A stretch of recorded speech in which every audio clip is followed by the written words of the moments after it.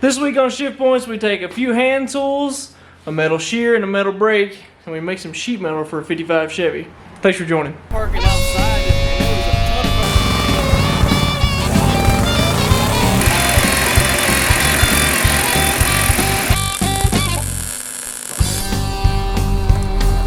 of He started this project. Found a piece of brass he's going to take.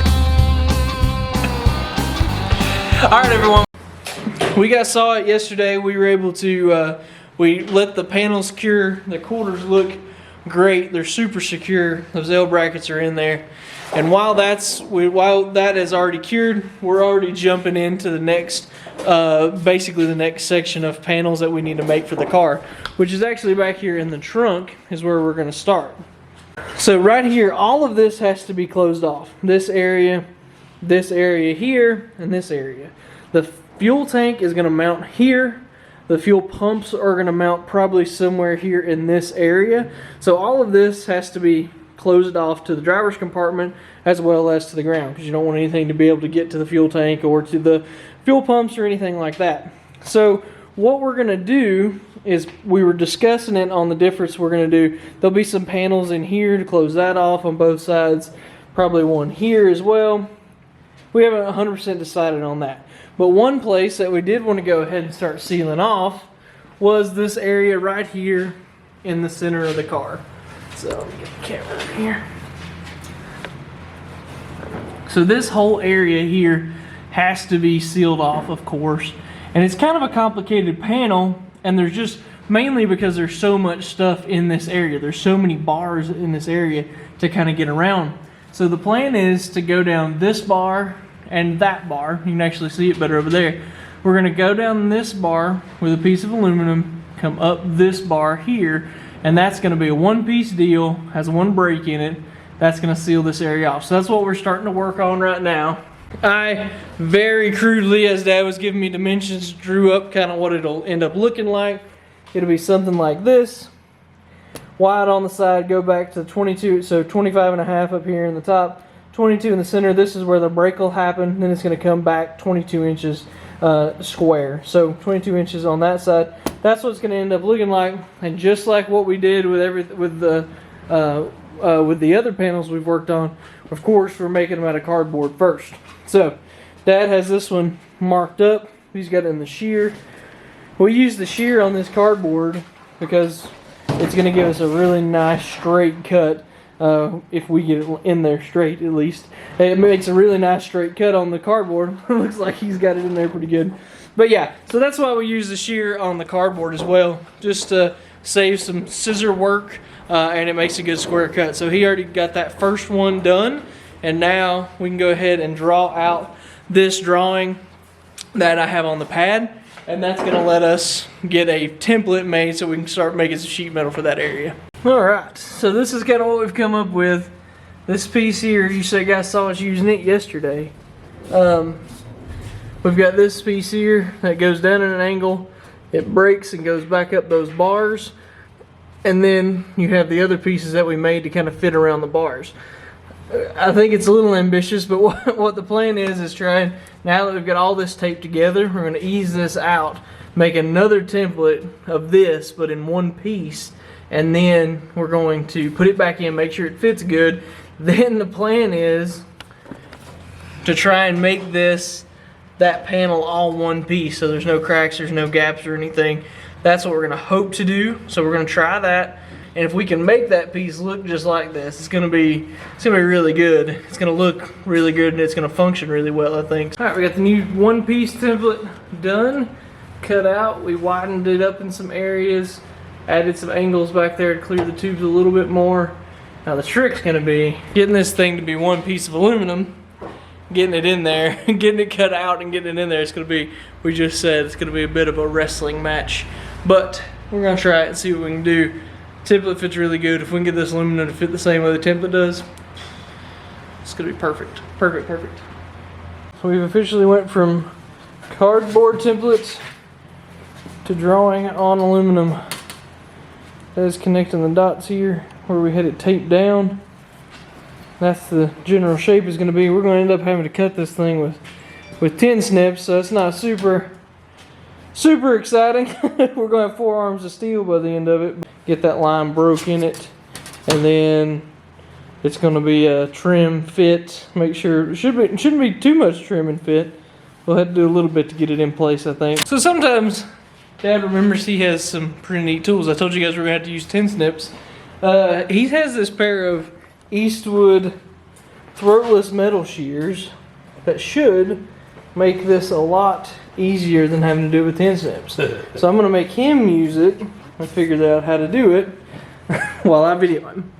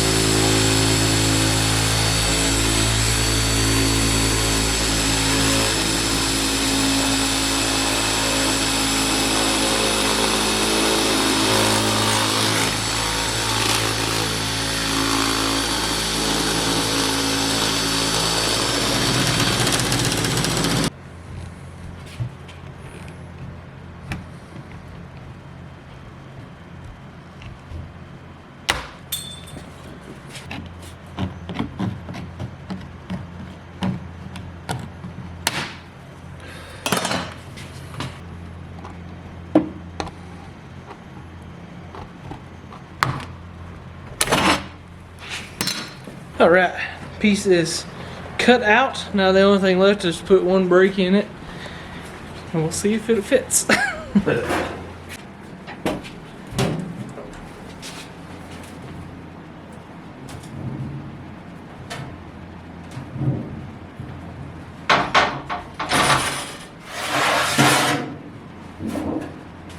Probably pretty close. So we have had this in a couple times, in and out, doing some trimming and fitting, but I think we're getting really close here.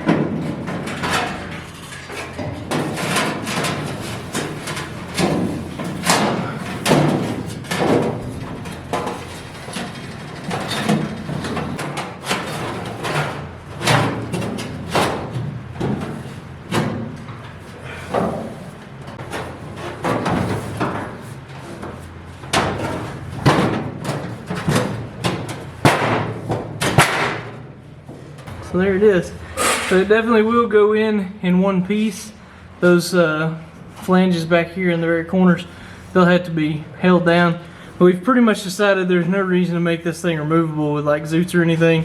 This is just probably going to get riveted in place once it gets fitted a little bit better. Looks like it's right there, Daddy. It's hitting that tube here on this side. Yeah, right there. Once we get this fitted around that X a little bit better, this thing can probably just get drilled and riveted in place. There's no reason for it to come out once it fits. So with the radius that is in the tubing that goes up, that panel goes up and it has a little bit of a radius to it where it noses off into those X bars, we need to add a little radius to it. Dad has this set of slip rolls right here. We're going to run this through it. It's going to give us a nice even radius, as long as we know how to do this right. It'll give us a nice even radius across the length of this piece. Dad's got the bottom of this marked in a couple places where that needs to be at, and then like I said, we feed it into this, give it a little radius. It's gonna fit in there way better, be a little easier to put in, and so it'll make things a lot easier. Half, 1, half. Okay.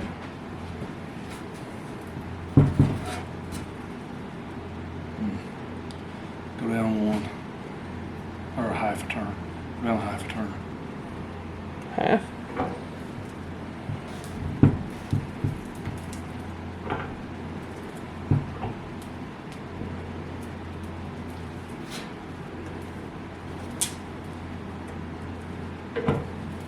Alright. Go down.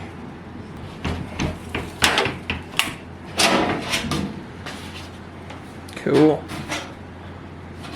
It should be better. It should be close. Cool. Alright, I want to show this piece in the car for you guys.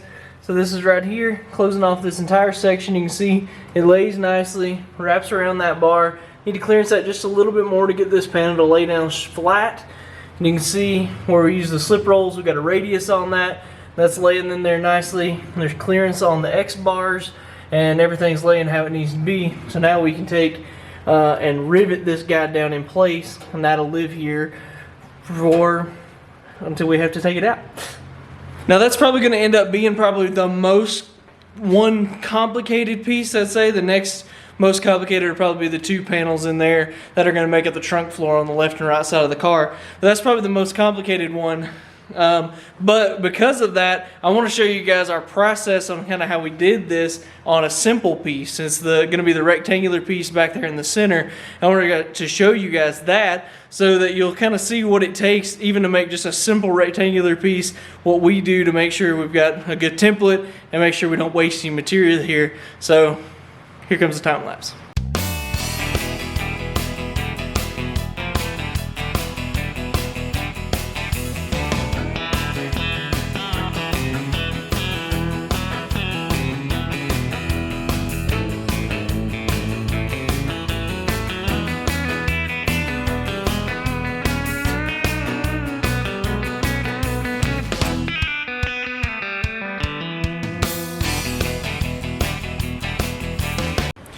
So you can see there, just on a very basic piece like that, that's just rectangular, 2 notches for tube, and how much time it takes going back and forth to trim and cut and make sure that you've got enough clearance on everything before you ever get to the metal. That was just the template, and then we can start working on the metal piece itself after that. So this stuff just takes time, kind of adds up. We got the template done for that, we got the piece of metal cut for it, we got the rectangular piece cut for it. So we were able to lay our template we made for that middle piece right on top of the metal that we'd already cut. And that's taking some tin snips, cutting out the notches for the tubes.